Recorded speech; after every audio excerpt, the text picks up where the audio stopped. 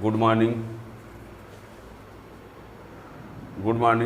Welcome to my channel physics KTS, जिसमें आप लोगों को मिलेगा फिजिक्स का संपूर्ण solution 11th class 12th class chapter wise topic wise playlist में सब कुछ, और किसी भी कंपटीशन एग्ज़ाम के लिए सब कुछ वीडियो उसमें है ना। और आज का जो टॉपिक है बहुत ही इम्पॉर्टेंट टॉपिक है, वो मैक्सवेल के समीकरण जो कि हर एग्ज़ाम कंपटीशन एग्ज़ाम के लिए बहुत ज़रूरी है। मैक्सवेल का समीकरण, तो आज का जो टॉपिक है वो है मैक्सवेल का समीकरण। मैक्सवेल के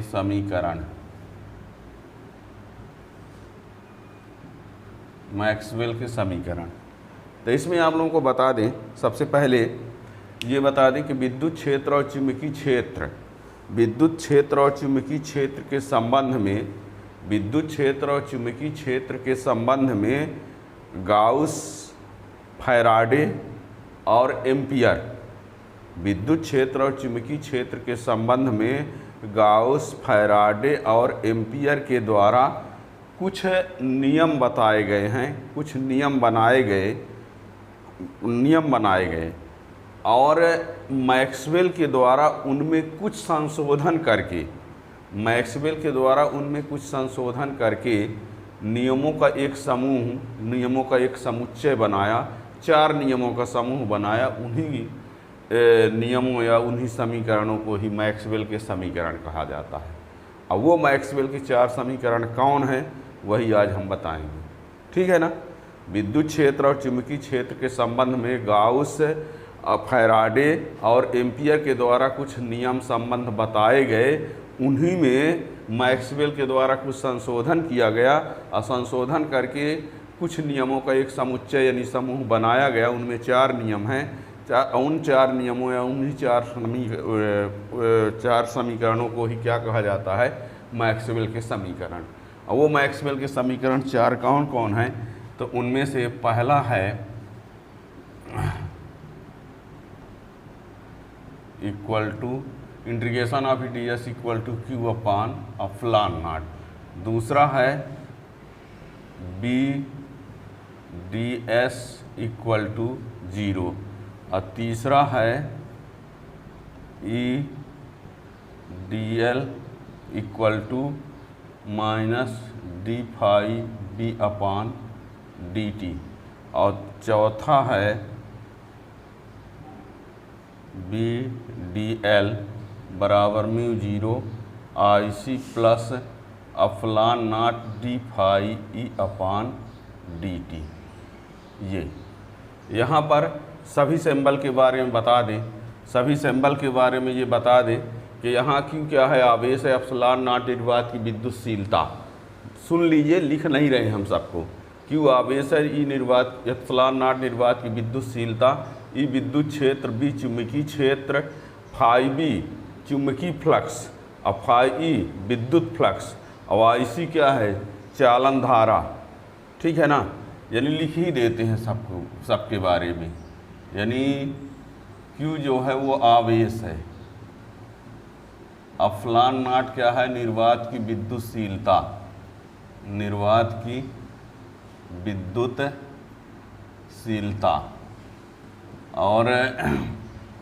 और ई क्या है, विद्युत क्षेत्र बोलो चाहे विद्युत क्षेत्र की तीव्रता। बी क्या है, चुंबकीय क्षेत्र कह सकते हो या चुंबकीय क्षेत्र की तीव्रता, ठीक है ना। फाई बी क्या है, चुंबकीय फ्लक्स है, चुंबकीय फ्लक्स। और ये जो फाई ई है वो है विद्युत फ्लक्स। और जो IC है इसको बोलते हैं चालन धारा। क्या बोलते हैं, चालन धारा, ठीक है ना। यदि ये कोई कहे इसको पूरे को क्या कहेंगे, तो चुंबकीय फ्लक्स में परिवर्तन की दर, यह है विद्युत फ्लक्स में परिवर्तन की दर, ठीक है ना। म्यू नॉट क्या है, निर्वात की चुंबकनशीलता, चुंबकनशीलता, म्यू नॉट निर्वात की चुंबकनशीलता। अब ये ds क्या होता है, पृष्ठ के लिए होता है, पृष्ठीय क्षेत्रफल, ये लंबाई से मतलब है, ठीक है ना। तो ये मैक्सवेल का प्रथम समीकरण है, integration of E D S equal to Q upon epsilon naught ये, ठीक है ना। अब हम आपको ये बता दें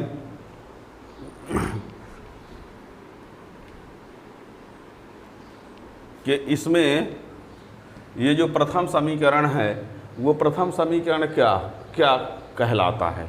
ये जो प्रथम समीकरण है ये वास्तव में, ये जो प्रथम समीकरण है, इस प्रथम समीकरण के बारे में ये बता दें, ये स्थिर विद्युत के लिए गॉस की प्रमेय को प्रदर्शित करता है।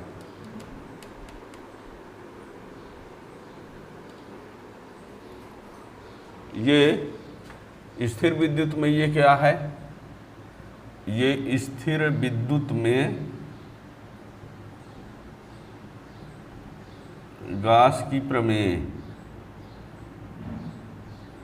ये जो है ये क्या है, स्थिर विद्युत में गॉस की प्रमेय, और ये है चुंबक के लिए गॉस की प्रमेय, गॉस नियम, ये वाला। और ये वाला क्या होता है, विद्युत चुम्बकीय प्रेरण के लिए फैराडे का नियम, विद्युत चुम्बकीय प्रेरण के लिए फैराडे का नियम, और ये कहलाता है एम्पियर मैक्सवेल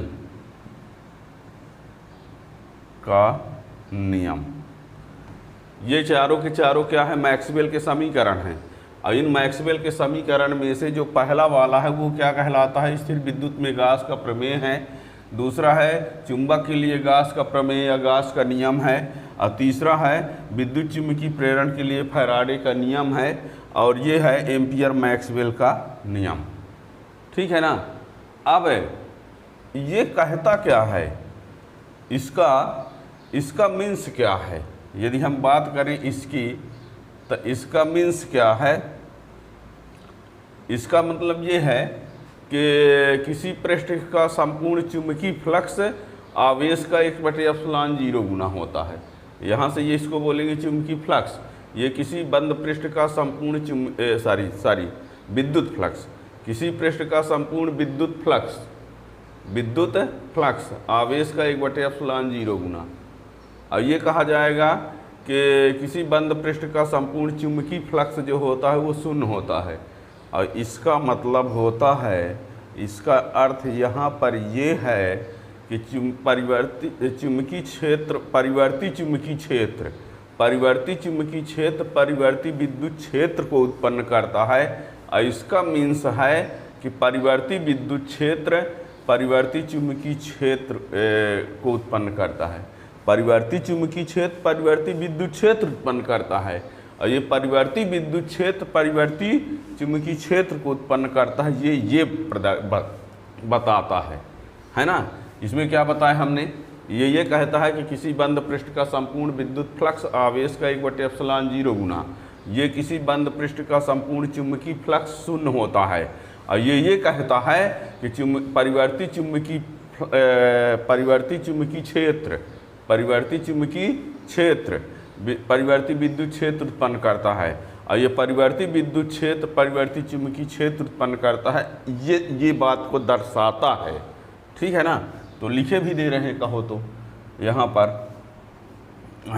किसी बंद पृष्ठ का संपूर्ण विद्युत फ्लक्स आवेश का 1/ε0 गुना होता है। ये इसका मीन्स हुआ। किसी बंद पृष्ठ का संपूर्ण विद्युत फ्लक्स आवेश जो होगा पृष्ठ के अंदर का आवेश है ना, आवेश का यानी कुल आवेश का, ठीक है ना। किसी बंद पृष्ठ का संपूर्ण विद्युत फ्लक्स आवेश का यानी कुल आवेश का 1/ε0 गुना होता है। यहाँ कुल आवेश होगा, लिखने में भले नहीं लिख पाए हमने। फिर इसका क्या है, इसका मीन्स क्या है, किसी बंद पृष्ठ का संपूर्ण चुंबकीय फ्लक्स शून्य होता है, वो ये कहता है। और ये वाला क्या कहता है, ये कहता है कि परिवर्ती चुंबकीय क्षेत्र परिवर्ती विद्युत क्षेत्र को उत्पन्न करता है।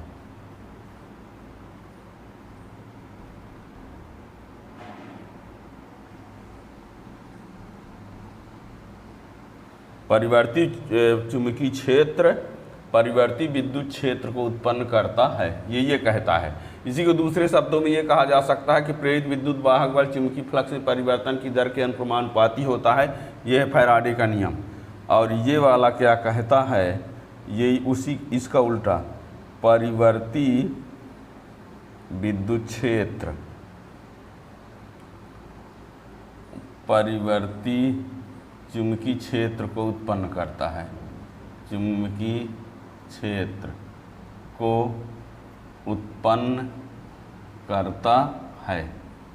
याद रखना, बड़े कंपटीशन के लिए ये आपसे पूछा जा सकता है कि मैक्सवेल का जो द्वितीय समीकरण है वो क्या प्रदर्शित करता है। तो मैक्सवेल का जो द्वितीय समीकरण है वो क्या प्रदर्शित करता है कि किसी बंद पृष्ठ का चुंबकीय फ्लक्स शून्य होता है। ठीक है ना। कह दिया जाए मैक्सवेल का तृतीय समीकरण क्या प्रदर्शित करता है, तो इससे ये पता चलता है कि परिवर्ती चुंबकीय क्षेत्र जो होता है वो परिवर्ती विद्युत क्षेत्र उत्पन्न करता है, ये करता है या कर सकता है, जो भी कहिए।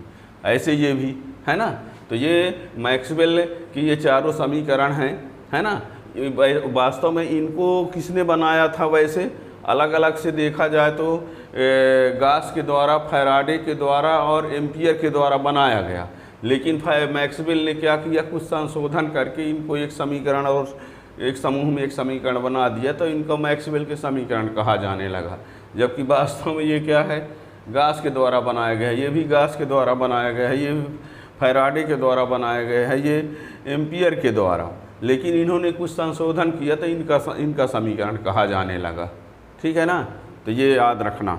इस प्रकार से ये विज्ञान की दृष्टि से बहुत ज़रूरी है ना। तो यदि और इस प्रकार की आप जानकारी और इस प्रकार के आप क्वेश्चन को जानना चाहते हैं तो आप चैनल को सब्सक्राइब किए रहेंगे, तो उसका जब भी उसका वीडियो आएगा तो उसका नोटिफिकेशन मिल जाएगा। Thank you.